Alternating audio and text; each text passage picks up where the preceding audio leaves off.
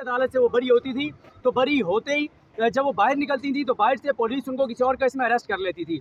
जब बाहर आए तो उनकी फैमिली ये चाह रही थी कुछ मेंबर्स के फ़ौरन निकलें, लेकिन मियां अली इशफाक साहब वहाँ रुक के उन्होंने तसल्ली से गुफ्तगू की और उन्होंने कहा कि हम भाग के नहीं जा रहे, डर के नहीं जा रहे, हम यहाँ से खड़े हैं। कोई एक बार फिर गिरफ्तार करना चाहता है, आए करे, हम इस जुल्म, फसाइयत, जबर का हर तरह से सामना करने को तैयार हैं। फिर क्या होता है, वहाँ से खैर रवाना होते हैं, रवाना होकर मियां अली इशफाक साहब के ऑफिस में आते हैं, वहाँ पे हम भी जाते हैं। वहाँ पे एक ज़ाहिर है उनकी फैमिली बहुत खुश थी सनम जावेद की। इस दौरान पता चलता है कि बाहर नामालूम अफराद ने पूरे दफ्तर को चारों तरफ से घिराव कर लिया है मुख्तलिफ ऑप्शन से कि दीवार क्रॉस करके किसी तरह से निकल जाएं, लेकिन ऐसा नहीं किया गया। ये मुख्तसर बता रहा हूँ कि उसके बाद आपने देखा जिस तरह से वो आई सनम जावेद, आके उन्होंने गिरफ्तारी दी और वो गिरफ्तारी देने के लिए बाहर आई हैं और गिरफ्तार करने वाले छुप रहे थे। उसके बाद वो गिरफ्तार हो गई। उसके बाद नहीं बताया जा रहा था कि किस केस में गिरफ्तार किया गया, सारी रात नहीं बताया, कोई पता नहीं था। अचानक सुबह ये पता चलता है कि बलूचिस्तान में 10 मई को सनम जावेद पर एक FIR हुई जिसमें कहा गया कि वहाँ पे क्वेटा में कोई दहशतगर्दी का वाक़या हुआ, कोई बड़ा वाक़या हुआ, इश्तियाल अंगेज़ी हुई और उस पर उकसाया सनम जावेद ने, और उसमें सनम जो है वो नामजद ही नहीं थी। खैर इससे पहले ये बात थी कि शायद MPO जारी किया गया है, मुख्तलिफ अंदाजे थे, मुख्तलिफ बातें थी। जब हमें पता चला, इस दौरान मियां अली इशफाक साहब ने, उनकी टीम ने हेबियस जो है वो दायर कर दी इस्लामाबाद हाई कोर्ट में। हेबियस उस वक्त दायर की जाती है जब ये हो कि किसी को ये ना पता हो कि किस केस में गिरफ्तार किया है, बल्कि ये हो कि उसको अगवा किया गया है और उसको जो है वो किसी केस में गिरफ्तार नहीं किया गया। हेबियस इधर हुई और उसके बाद क्या होता है, अचानक पता चलता है कि वहाँ पे एक कमरे अदालत के बाहर, मैं मियां अली इशफाक साहब के साथ उस वक्त इस्लामाबाद हाई कोर्ट में बैठा था, हम मोहसिन तरकानी साहब की अदालत में इंतज़ार कर रहे थे कि एहतशाम अब्बासी ने एक वीडियो भेजी मियां अली इशफाक साहब को, जिस वीडियो में बताया कि इस judicial complex, new judicial complex में जज मुरीद अब्बास की अदालत के बाहर पुलिस बहुत ज़्यादा आ गई है। पता चल गया कि आजकल आपको पता है कि जब किसी कमरे अदालत के बाहर पुलिस बहुत ज़्यादा आए तो ऐसा नहीं होता कि आप कहें कि यहाँ पे कोई बहुत बड़ा दहशतगर्द आ रहा है जिसने खुद कोई धमाके किए हैं, जिसने आम पाकिस्तानियों की जानें ली हैं, जिसने पाकिस्तानियों को ज़िबा किया है, ऐसा नहीं होता। बल्कि जब भी आप किसी अदालत के बाहर आप देखें कि पुलिस की बड़ी तादाद आ गई तो पता होता है कि कोई पोलिटिकल वर्कर है, कोई ऐसा पोलिटिकल वर्कर है, कोई ऐसा सहाफ़ी है जिससे ये हुकूमत खाइफ है, जिससे हुकूमत समझती है कि इनके इक़्तिदार को ख़तरा है, जो इनकी करप्शन, लूटमार, चोरी, डकैती पे बात करता है। खैर वहाँ पे मियां अली इशफाक साहब ने फ़ौरन फयाज़ कंदवाल साहब को कहा कि पहुँचें, जो मियां अली इशफाक साहब के एक और एसोसिएट हैं बैरिस्टर अहद खोखर, वो हाई कोर्ट में कोशिश कर रहे थे, एक्टिव थे। तो खैर इस दौरान ये हुआ कि उम्मीद पैदा हुई कि अभी केस लगेगा, लेकिन इस दौरान मामला टेकअप कर लिया जज मुरीद अब्बास ने, और बहुत जल्दी में थे जज मुरीद अब्बास। जज मुरीद अब्बास ने क्या किया कि उन्होंने जनाब जल्दी उन्होंने कहा जी चलाएं, बस मैं नहीं डिले करूँगा, 10 मिनट देता हूँ, 15 मिनट देता हूँ। बड़ा उनको रिक्वेस्ट की गई कि सर थोड़ा सा सांस लें, थोड़ी सी शफकत करें, मियां अली इशफाक आ रहे हैं, नहीं मैं अभी फैसला करूँगा। जज मुरीद अब्बास वाज़ेह तौर पर नज़र आ रहा है कि वो चाहते थे कि जल्द अज जल्द वो दें ट्रांजिट रिमांड, ताकि यहाँ से सनम जावेद को लेके और पुलिस निकल जाए बलूचिस्तान की। इस दौरान केस मार्क हो गया मियां गुलशन औरंगजेब साहब को, हम उनकी अदालत में आ गए, DB चल रही थी, 2 जजेस बैठ के केसेस सुन रहे थे, गुलशन औरंगजेब साहब और अरबाब मोहम्मद ताहिर साहब। कोर्ट के गए, फिर मियां गुलशन औरंगजेब साहब आए, उनको तमाम फैक्ट्स बताए मियां अली इशफाक साहब ने। जब मियां अली इशफाक साहब ने सारे फैक्ट्स बताए तो फैक्ट्स बताने के बाद उन्होंने बहुत बड़ा हुक्म जारी किया। उन्होंने कहा कि 5:30 बजे तक, उस वक्त कोई 1:30 बजे का टाइम था आई थिंक, उन्होंने कहा 5:30 बजे तक सनम जावेद को मेरे सामने प्रोड्यूस किया जाए। साथ उन्होंने कहा कि जो IG इस्लामाबाद हैं वो ज़ाती हैसियत में आए, DG FIA ज़ाती हैसियत में आए, सेक्रेटरी दाखिला को नोटिस किया, सब बड़े तलब 5:30 बजे और सनम जावेद को लाएँ। अच्छा फिर एक सवाल शुरू हो गया, सवाल ये शुरू हो गया कि जनाब हुकूमत किसी सूरत जो है वो सनम जावेद को यहाँ पेश नहीं करेगी, और ये हो गया वो हो गया। हमने उसी वक्त कहा था, हमने तो इस पर ट्वीट भी नहीं किया, हमने तो इस पर बात ही नहीं की कि ये जो इस्लामाबाद इंतज़ामिया हैं ये शायद पेश ना करें। हमने इसलिए ट्वीट नहीं किया, हमें पता है कि ये मियां गुल हसन औरंगजेब की अदालत है, ये एक आज़ाद जज की अदालत है, हुकूमत की औकात ही नहीं है, इस इंतज़ामिया के आलाकारों, चाबी वाले खिलौने की औकात ही नहीं है कि वो और मियां गुल हसन औरंगजेब के ऑर्डर को वायलेट करें, सवाल ही पैदा नहीं होता। खैर वही हुआ, 2 घंटे पहले सनम जावेद को लेके पहुंच गए, फिर यहाँ गाड़ी में बिठाई रखा, समाअत शुरू हुई, उनको उसके बाद अंदर आई।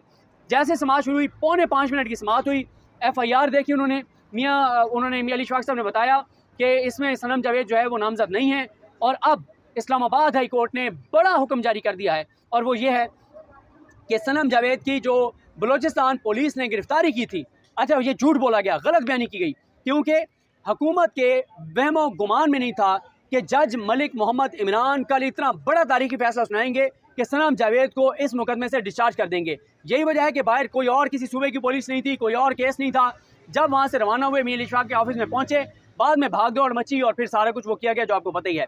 अब इसमें यह हुआ है कि मियां गुल साहब ने जो बलूचिस्तान पुलिस का बताया गया कि कल उन्होंने गिरफ्तार किया था, ये झूठ था, गलत बयानी थी। अगर अब देखें ना, फिर ये अदालतों में चढ़ाई करते हैं, फिर ये जजों के खिलाफ रेफरेंस दायर करते हैं, फिर ये जजों पर इल्जामात लगाते हैं, फिर ये घटिया मुहिम चलाते हैं, फिर ये सहाफ़ियों को पैसे देकर उनसे ट्वीटिंग करवाते हैं। इनसे को पूछे कि अगर मियां गुल हसन औरंगजेब पूछें कि बलूचिस्तान पुलिस के कौन कौन से अफसरान और एहलकार आए हुए थे और उनकी जियो फेंसिंग करवा लें, तो पता चल जाएगा कि वो तो यहाँ थे ही नहीं। झूठ बोला गया आज अदालत के सामने, तो इसी में इनके अंदर हो जाएंगे। उसके बाद आज अदालत ने यह किया है कि जो बताया गया कि बलूचिस्तान पुलिस ने उनकी गिरफ्तारी डाल दी है, उस गिरफ्तारी को अदालत ने मुअत्तल कर दिया है और मियां गुल हसन औरंगजेब साहब ने मामला जुमेरात के लिए फिक्स कर दिया है। इसमें जो बहुत बड़ी डेवलपमेंट है वो ये है कि मियां गुल हसन औरंगजेब साहब ने पिछले 1 साल का मुकम्मल रिकॉर्ड तलब कर लिया है कि सनम जावेद को कब कब गिरफ्तार किया गया, कब रिहा किया गया, कब बरी हुई, कब जमानत हुई, कैसे गिरफ्तार किया गया। और ये रिकॉर्ड जब अदालत के सामने आएगा तो अदालत को पता चल जाएगा। इस्लामाबाद की अदालत से भी बड़ा फैसला आएगा।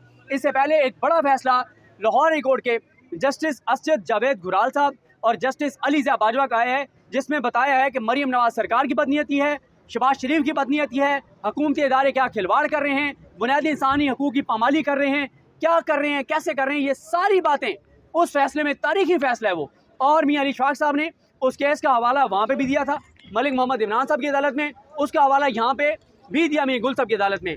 अब इसमें यह है कि जुमेरात तक मामला गया है, सनम जावेद को रिहा कर दिया गया है, उनकी जो गिरफ्तारी है उसको मुअत्तल कर दिया गया है। पहले मैंने ट्वीट कर दिया था कलअदम नहीं, मुअत्तल हो गई है। लेकिन अदालत अब कुछ अहम नुक्ते डिसाइड करने जा रही है सनम जावेद के हवाले से कि एक सनम जावेद वो लाहौर में मौजूद थी, लेकिन उसने दहशतगर्दी गुजरांवाला में भी जाके की 1-1.5 घंटे के अंदर अंदर।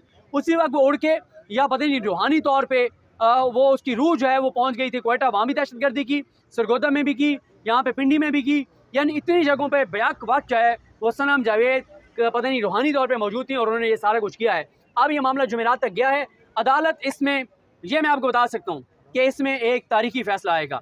इसमें मियां गुल हसन औरंगजेब साहब ये ऑर्डर लिखेंगे और बताएंगे कि कैसे सरकार की बदनीयती थी, क्या था, कैसे था, ये सारी चीज़ें अदालत में आएंगी और ये एक तारीखी फैसला जो है वो आएगा।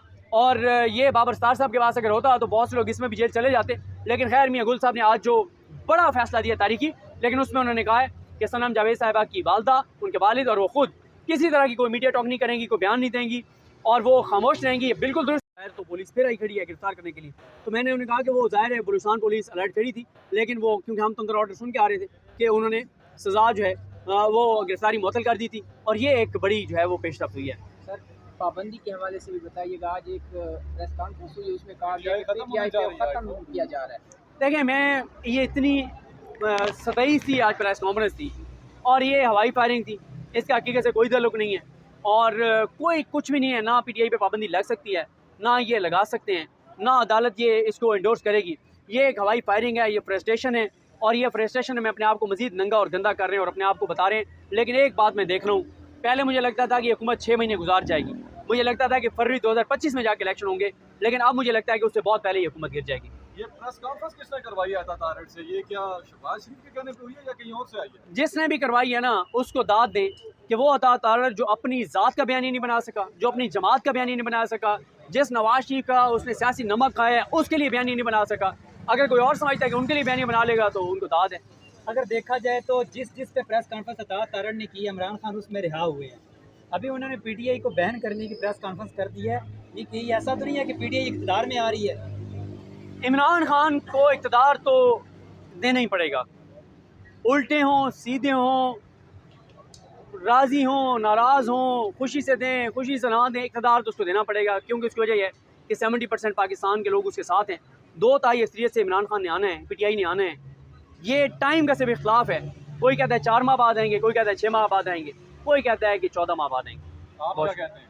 मैं सर पहले मुझे लगता था कि अभी है टाइम, लेकिन आज जो प्रेस कॉन्फ्रेंस मैंने देखी है ना, तो मुझे लगता है कि आप काम बहुत नज़दीक पहुँच गए। जा रहे हैं सर ये थोड़ा सा रुक जाए, वो ये कह भी रहे लातों के भूत, मैं नहीं आऊंगा, लातों के भूत बातों से नहीं मानते।